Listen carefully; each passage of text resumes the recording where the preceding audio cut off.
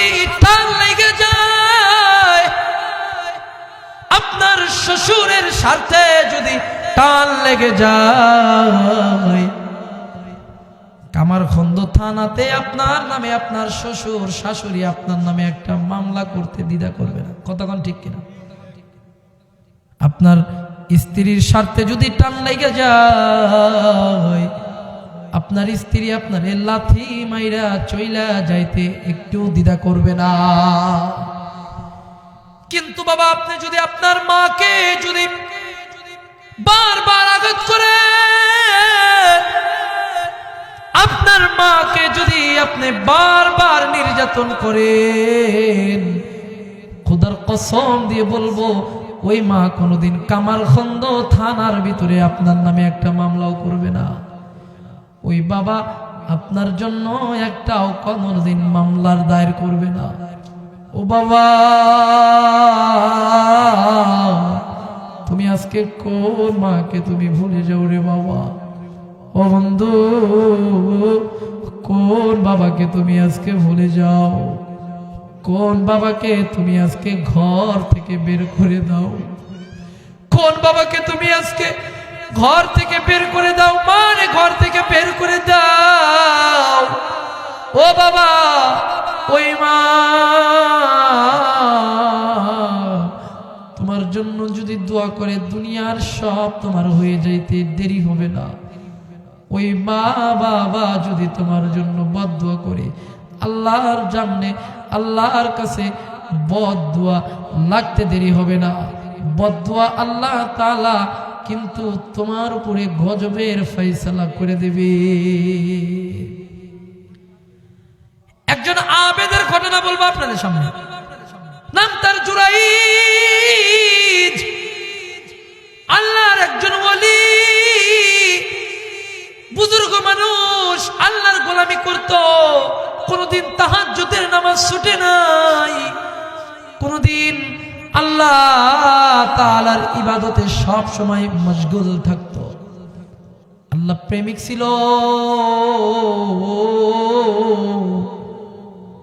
একদিন ঘরের দরজা বন্ধ কইরা ঘরের ভিতরে তিনি নামাজ পড়তেছে।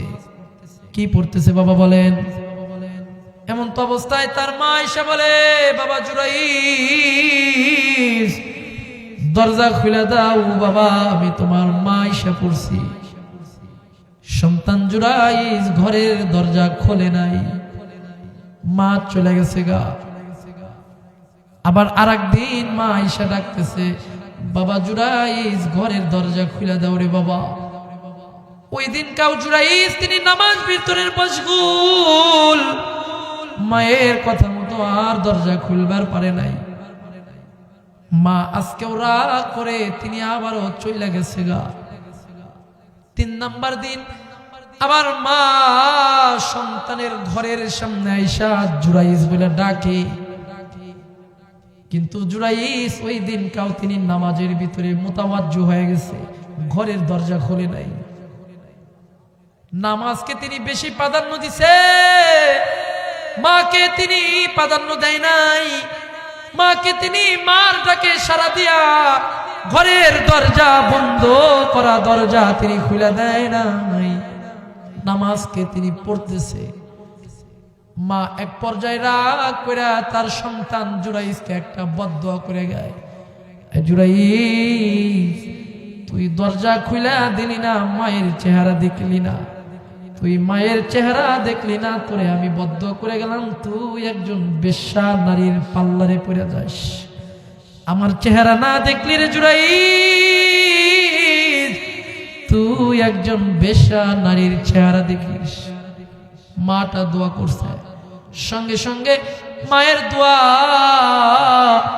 আল্লাহ তাআলার কাছে কবুল হয়ে গেছে। জুরাইজ ঘরের দরজা খুলে দিছে। দেওয়ার পরে তার ইবাদত খানা, তার বন্দেগী খানা, তার যেই রুম, সেই রুমের দরজা খুলে দিয়ে দেখে তার মা আর ওখানে নাই। আল্লাহর বান্দা জুরাইজ একদিন ঘরের দরজার বন্ধ করে ইবাদত করে,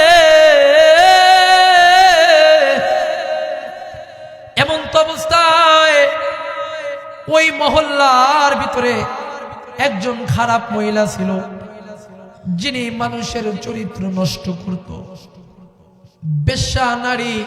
সেই একজন মহিলা ওইখানকার একজন রাখালের সাথে খারাপ কাজ করার পরে জিনার বাচ্চা মহিলার পেটে এসে গেছে।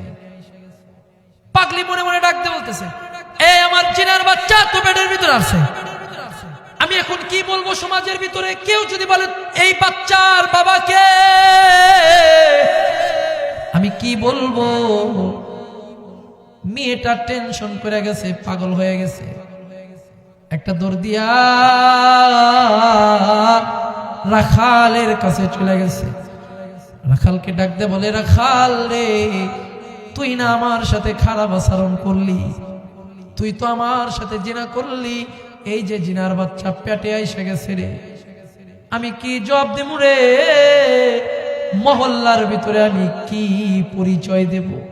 আমি কেমনে বলবো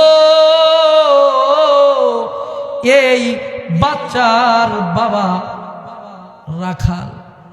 এই কথা যদি বলি তোরে তো আমার লাগবে না, আমারও আমার লাগবে না, কারণ তুই তো রাখাল, আমি তো একটা নিম্ন স্তরের মানুষ। তোকে বললে, এই কথা বললে তোকে মহল্লার মানুষ আমার রাখবে না, আমি বললে আমারে মাইরে ফেলবে। এ রাখাল, বললে কার কথা বলা যায়?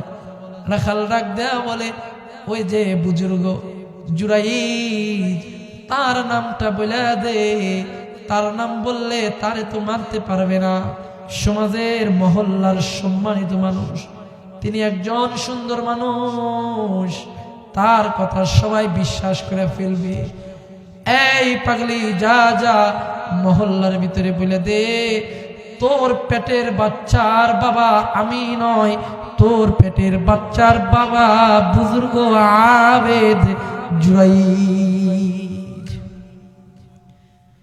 মহল্লার ভিতরে একবার যায়, সরে গেল যে জুরাইজ জিনা করছে, জিনার বাচ্চা পেটের ভিতরে আসছে পাগলির পেটে। সবার কানে যখন এই আওয়াজ যায়, যাওয়ার পরে সবাই বলা বলি করলো, হায় রে, এটা কেমন কথা? আমাদের মহল্লার বুজুর্গ এই কাজটা করতে পারে না, আমাদের পীর সাহেব হুজুর এই কাজটা করতে পারে না। যাকে আমরা আমাদের গাছের পয়লা কোনো ফল ধরলে, যাকে আমরা আগে নিয়ে খাওয়াইতাম,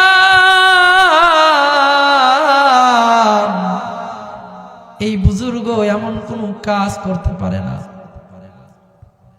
সবাই বলা বলি শুরু করে দিছে, সবাই বলতেছে না না না, জুরাইজ এমন কাজ করতে পারে না। কিন্তু না না, মহিলা বলতেছে, কিছু মানুষ এটা বিশ্বাস করে ফেলল।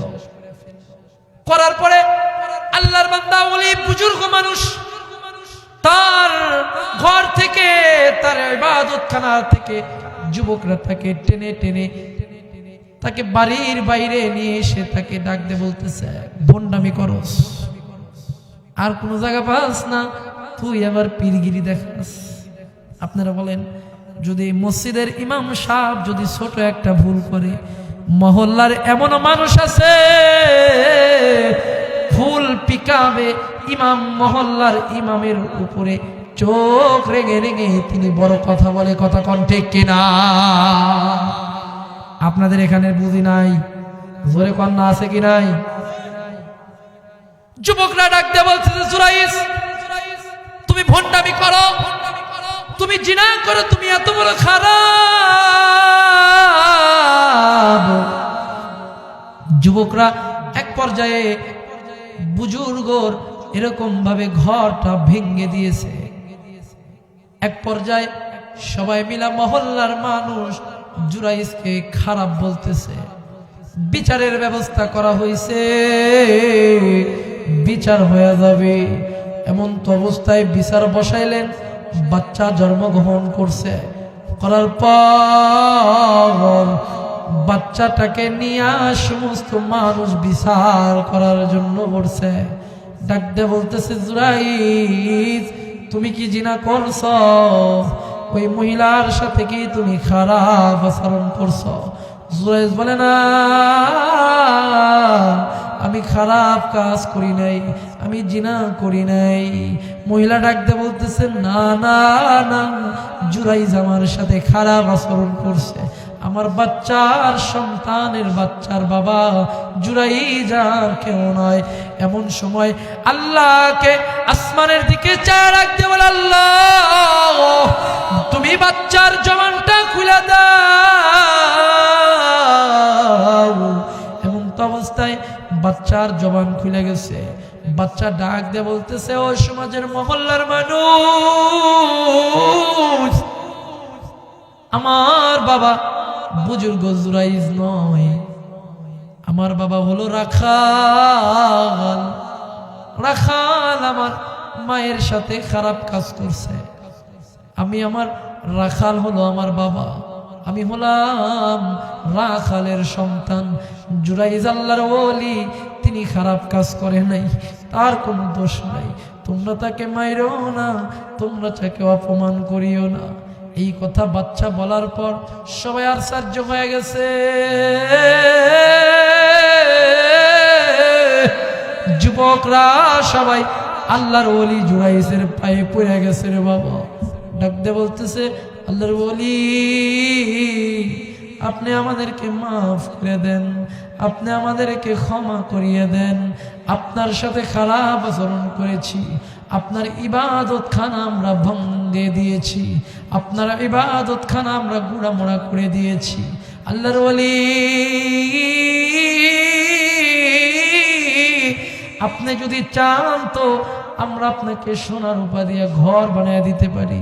আপনি যদি চান তো সুন্দর করে আপনার জন্য ইবাদত খানা বাইনা দিতে পারি। জুরাইজ ডাক দে কয়, না না, আমার জন্য তোমাদের কিছুই করতে হবে না, আমার জন্য তোমাদের পেরেশানি হতে হবে না। যাও যাও, আমি তোমার